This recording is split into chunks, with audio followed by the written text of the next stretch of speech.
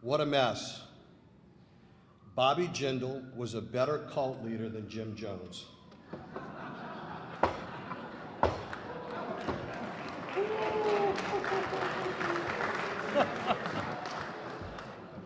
We drank the elixir for 8 years. We remained in a conscious state. We walked to the edge of the cliff and we jumped off, and he watched us, and guess what?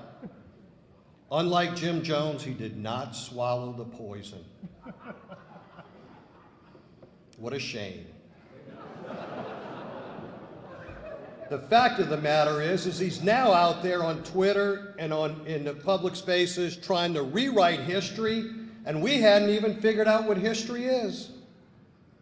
We know we face a $2.2 billion to $2.2 billion budget shortfall next year, somewhere between $700 million and $900 million between now and June 30.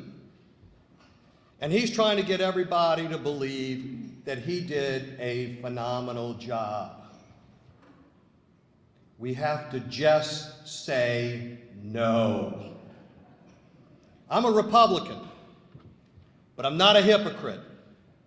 We have to look at ourselves critically as a party and figure out where we are, what we're going to be about. The fact of the matter that the Republican leadership in this state is now saying and trying to blame Governor John Bel Edwards, who's only been in office a little bit over 40 days, is absolutely incredulous to me. This guy's a frickin' genius. In less than 45 days, he has screwed this state up so bad. In the history of the state, the largest budget deficit. That's what they're trying to get us to believe. Come on, folks. We have to wake up. Let us be honest about what we're doing. We did this to ourselves, myself included, because I endorsed that idiot.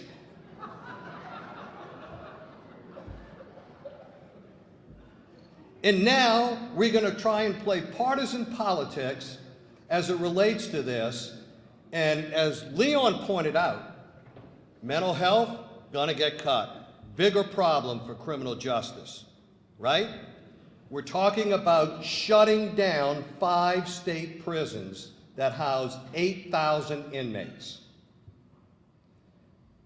I think it's just under 1/3 of the state inmates come out of our region. You think they're going home to Bunkie?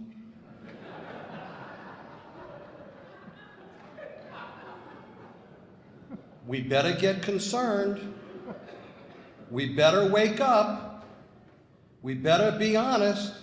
We better talk about the issues, because we are going to pay the price. And we're going to pay dearly. And we're going to pay more than any other region in the state of Louisiana. So I asked you last year, I made the same call. A call for action. We better get all over this thing. We better be honest about our approach. We cannot cut our way to a balanced budget, because some of the programs that are on the chopping block are the ones that are going to affect every one of us up here. And we do not have the assets or the resources necessary to make up for it. We're facing enough challenges today. We do not need to face the stupidity of our leadership as it relates to how we're going to balance this budget and talking about these silly issues because we're worried about what Grover Norquist thinks. To hell with Grover Norquist. I don't care about Grover Norquist. We're worrying about the ATR report card. Give me a break. We are the folks that are seeing the degrading situations out on the streets of this state each and every day. 7 officers shot and killed last year. Officers getting hurt every day. And the few and little resources that we have and services to try and deal with the illnesses of drug addiction and others that are going to be cut is absolutely incredulous to me. Medicaid expansion, for example, provides significant sustenance for us to deal with some of those issues within the walls of the prison and our local jails. And I have to sit there and listen to my Republican counterparts talk about gobbledygook, blah, blah, blah, blah, blah, blah, blah, and I'm so sick and tired of hearing Obama, Obama, Obama, Obama. You know how much intellect it takes to blame something on somebody else? This much. Propose a solution. Let's work together and collaboratively and work towards an outcome that's going to make sense for us as a society. That is what we need to do, and that needs to be the call of action in this state, because Leon's right. We are at not only a crossroads maybe in the city of New Orleans, we're at a crossroads in the state of Louisiana as to who we're going to be, what we're going to be, and how we're going to be.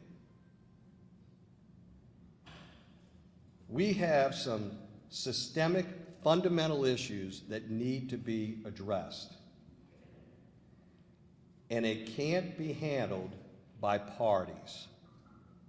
It's got to be handled by intellectual individuals void of a party, void of an overarching philosophy, working together.